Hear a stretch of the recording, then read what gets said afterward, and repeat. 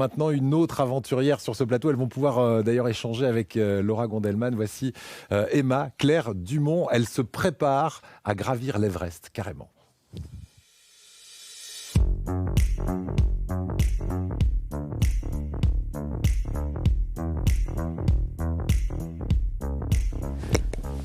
Bonjour Emma. Bonjour. Alors Laura, je vous présente, j'allais dire une alter ego, puisqu'elle est vraiment dans votre ligne. Vous êtes deux aventurières, deux sportives plaisir ou sportives extrêmes pour vous? Sportif plaisir, dans l'extrême. Dans l'extrême. Parce que là, vous vous apprêtez à gravir l'Everest. On va le voir pour une association d'ailleurs dont on va parler, pour faire parler de cette association. On vous avait reçu il y a quelques mois parce que vous étiez parti pour un périple de 1182 km. C'était une sorte de triathlon qui ralliait l'Angleterre au sud de la France. Pour le bien des océans à l'époque. Oui. Là, pour quelle raison vous allez partir à l'ascension de l'Everest? Alors tout d'abord, c'est un projet qui est né il y a plusieurs années dans l'idée de ma passion du voyage et des sports un peu extrêmes.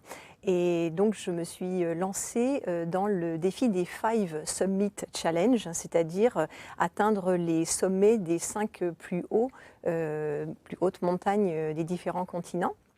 Et dans ce cadre, j'en ai déjà réalisé 3. Et là, le 4e sera le toit du monde. Donc, mon objectif, le 10 avril prochain, ce sera d'être la 13e française en haut de l'Everest. Laura, j'imagine que vous avez plein de questions parce que vous qui partez faire tous les monts français, puisque vous allez vraiment parcourir tous les massifs montagneux français. Qu'est-ce que vous avez envie de demander à Laura là, sur je sais pas, son organisation, sur sa préparation? Comment tu te sens? Surtout parce que dans la dernière ligne droite, ouais, avec le track que tu connais quand on se lance ce type de défi. Maintenant, vraiment, j'ai la chance d'être soutenue par mes proches. C'est très très important d'avoir l'adhésion de sa famille, l'adhésion de ses proches. J'ai des partenaires aussi qui me suivent dans cette belle expédition qui va durer donc 50 jours. Et aussi je fais ce défi sportif, mais aussi pour vraiment des causes à la fois éco-responsables, environnementales et de solidarité. Ouais, donc, solidarité avec notamment les personnes atteintes de trisomie 21. Vous allez monter pour une association qui s'appelle TCAP 21. C'est quoi le but alors? C'est de faire parler de cette association, de mettre en avant ces personnes pour tout à fait. Voilà, elles ont elles aussi droit au chapitre. Exactement. On est beaucoup de femmes dans cette belle région du Sud à avoir de beaux projets. Et j'ai eu la chance de rencontrer Katia, la présidente de cette association, qui a elle-même réalisé de beaux challenges sportifs en trail, en trek et autres, et qui œuvre justement pour que les jeunes atteints de trisomie 21 puissent réaliser leur projet de vie, puissent réaliser leur projet sportif. Et donc, dans le cadre de mon ascension, nous avons monté ensemble le projet Climb Up for Down. Et donc, je vais porter les couleurs de l'association jusqu'au sommet et surtout bien faire parler des actions que nous menons ensemble. Et tous les fonds que je récupère par le biais de mon association et de cette ascension, eh bien, il y en a une partie que je reverse pour que les jeunes réalisent eux-mêmes leur défi. Alors Emma, on va parler du vif du sujet. Là, vous êtes en plein dans l'entraînement, la préparation. Ça consiste en quoi exactement ? Alors, il y a vraiment plusieurs facteurs. Le premier, c'est bien sûr tout l'aspect physique, donc le cardio, l'entraînement spécifique. Et là, grâce à Hervé Collado, je bénéficie des soins de l'ensemble de ces médecins et kinésithérapeutes à la clinique Saint-Martin Sport à Marseille. Ils sont vraiment très très bien équipés. Et puis aussi, je m'entraîne en simulation d'altitude grâce à du matériel en hypoxie. Donc d'une manière active et d'une manière passive, on réalise des exercices simulés à des hauteurs, des altitudes de 5005, 6000 mètres pour vraiment...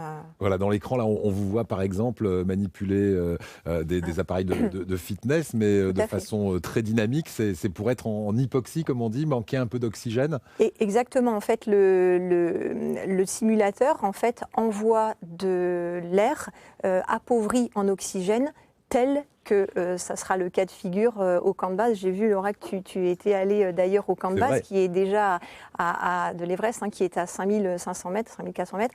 Et donc, c'est vrai qu'à ces altitudes-là, on peut réaliser des efforts, mais il faut que le corps soit bien acclimaté. Donc, cette machine permet de générer plus de globules rouges, plus de capteurs d'oxygène. Et donc, quand on en a moins dans l'air, eh bien, on peut quand même essayer de maximiser ces globules à l'intérieur de notre sang. Voilà. Préparation physique, préparation mentale aussi, j'imagine, parce qu'à aucun moment il faut perdre le contrôle, même si effectivement l'oxygène se raréfie. Comment on fait pour cette préparation mentale? Ça aussi, je suis suivie par une personne qui me pousse en fait dans des retranchements par rapport à la mort, par rapport au froid, par rapport aux gelures qu'on peut avoir, par rapport à tous les dangers.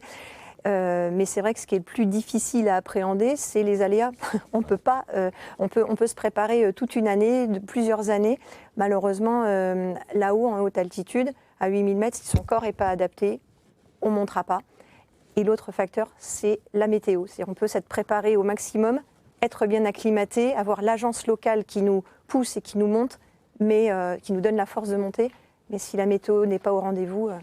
Laura, vous êtes impressionnée là, hein? J'admire énormément, je bois ces paroles. Franchement, bravo pour ça. Bravo. Emma, c'est quand le top départ? Le 10 avril prochain. Eh ben, on vous suivra. Alors sur les réseaux, par exemple, comment faire pour vous suivre, vous encourager? Alors j'ai un Instagram, Emma Claire Dumont. Il y a aussi le site internet de mon association, Nature Woman Challenge, sur lequel il y aura des nouvelles régulières. Voilà. Merci beaucoup en tout cas de nous avoir rejoints. Merci.